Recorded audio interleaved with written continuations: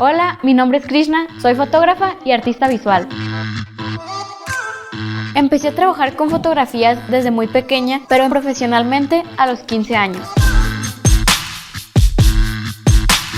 Durante varios años me he expresado a través del autorretrato. Esto me ha permitido expresarme y hablar de temas tanto sociales como personales. Mi estilo me ha llevado a exponer a lugares como Nueva York, Italia, Ámsterdam y hasta Japón, logrando conectar con el mundo y llenándome de más inspiración.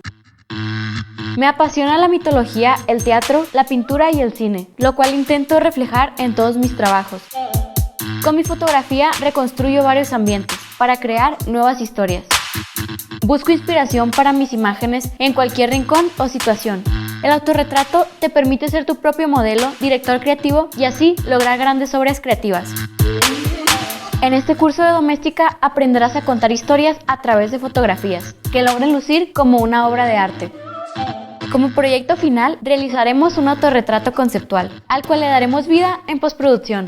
Para empezar, te contaré cómo bajo mis ideas a un concepto a través de un moodboard y veremos cómo hago un boceto básico que utilizo como referencia. Ya con la idea aterrizada, veremos la importancia de encontrar una pose y expresión facial adecuada para contar nuestra historia. Enseguida te mostraré algunos trucos de vestuario y maquillaje para invertir poco pero lograr un gran resultado. Antes de iniciar con la sesión del proyecto, te contaré por qué me gusta utilizar luz natural en mis autorretratos. Para empezar el shooting, veremos qué settings utilizo en mi cámara y comenzaremos a disparar. Enseguida, seleccionaremos la mejor foto, la revelaremos en cámara RAW y la dejaremos lista para editarla en Photoshop. Antes de empezar con la postproducción, te mostraré las herramientas que utilizo para retocar ojos, piel y cabello y resaltar luces y sombras. Primero aplicaremos el Dodge & Burn en ojos, piel y cabello y te enseñaré cómo hago la separación de frecuencias. Después aprenderemos a usar las texturas para crear ambientes, efectos y fondos. Finalmente ajustaremos el color con las herramientas de mapa de degradado, filtros de fotografía y corrección selectiva. Para tomar este curso es necesario tener conocimientos básicos de fotografía y Photoshop.